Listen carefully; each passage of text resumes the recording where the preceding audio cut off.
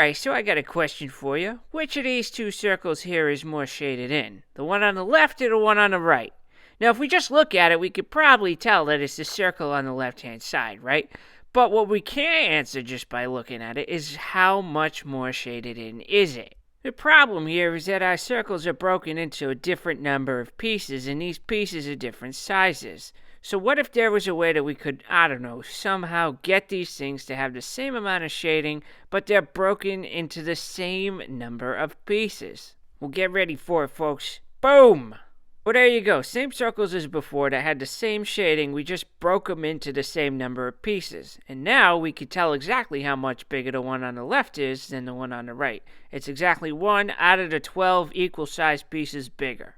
What we really did here was we compared the fraction 1/3 to a fourth by finding a common denominator. That common denominator in this case being 12, the number of equal-sized pieces we broke our circles into.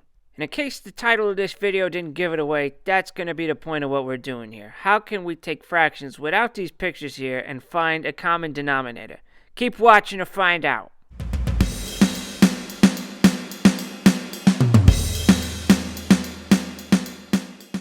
So this skill is pretty straightforward here. If we want to find a common denominator, we just got to find a common multiple of our two denominators. In order to make our work a lot easier for us, though, here we're going to find the least common multiple, which is going to give us the least common denominator.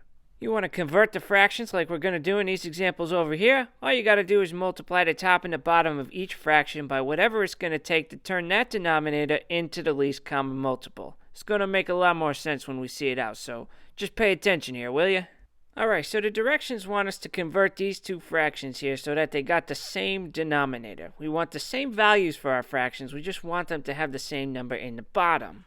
If we had circles here like we did in the beginning, this would mean that we want the circles to have the same amount of shading that they started with, we just want to break them into the same number of pieces.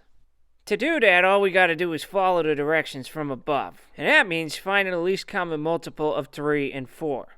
Do this by listing out the multiples of each number. Start with the smaller number, list out the first 5 multiples, and then start listing out the multiples of the bigger number until you either get a match or you go beyond. Usually I just list out 5 of both.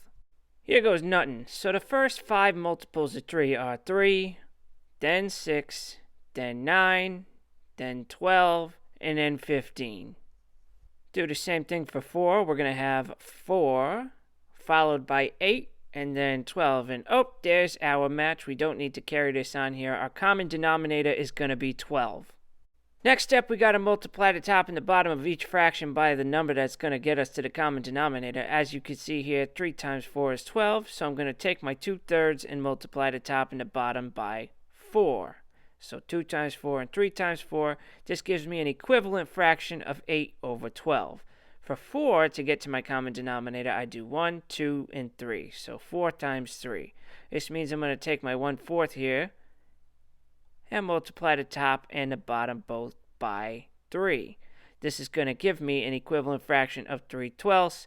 Here are our common denominators of 12, and this means now we can compare these two fractions. Let's do the same thing with these next two fractions because practice makes perfect, am I right? To start, we're going to list out the first 5 multiples of 7. That's 7, 14, and then 21. Oh, this turns out to be something interesting. 7 is a factor of 21. This means 21 is our common denominator. Clearly, this number shows up in both lists. There it is, 21.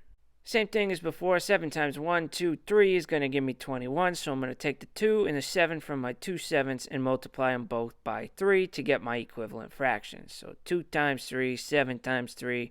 This gives me 6 out of 21. 21 times 1 is itself, so I'm not really going to change this fraction. But just to show you what it looks like, what we're going to do is we're going to multiply the top and the bottom by 1. There we go. And that's going to give us, obviously, the same fraction that we started with. 4/21. There's our common denominator again, and now we can compare these two fractions. Are you starting to get it yet? Let's try our last example right here, 3/5 and 7/12. List out the first 5 multiples of 5. That's 5, 10, 15, 20, and 25. We'll do the same thing for 12. Hopefully we get a match, but if we don't, we'll carry on our list for 5s. We start with 12, 24, 36, 48, and 60. Alright, so no matches yet. That's okay. Let's carry on our 5s list until we either find a match or we pass 60. We get 30, 35, 40, 45, 50, 55, and then finally 60. So 60 is the first number that shows up on both lists like this. That's our common denominator. So what do we have to multiply 5 times? 1, 2, 3, 4, 5, 6, 7, 8, 9, 10, 11, 12. So we take our 3/5 here and we'll multiply the top and the bottom by 12. So we get 3 times 12. We get 5 times 12. And this is going to give us our equivalent fraction of 36 out of 60. For the other fraction, 12 times 1, 2, 3, 4, and 5 gets us to 60. So we take our 7/12 and we multiply the top and the bottom by 5, like you see on the screen here. This gives us an equivalent fraction of 35/60. There again is our common denominator of 60. And now we can compare our two fractions. Okay, so like I said, a pretty self-explanatory skill here. Find the least common multiple of both your denominators and then multiply the top and the bottom of each of those fractions by whatever it's going to take you to turn that denominator into the least common multiple. Check out the examples again if you ever have any questions. Like I said, they pretty much speak for themselves here. Like with everything else, practice is going to make perfect here, so don't be just watching this video and think that you got it. You got to actually engage with the material. Get out there and do some practice. But me, I get it already. So you know what? I'm out. Peace.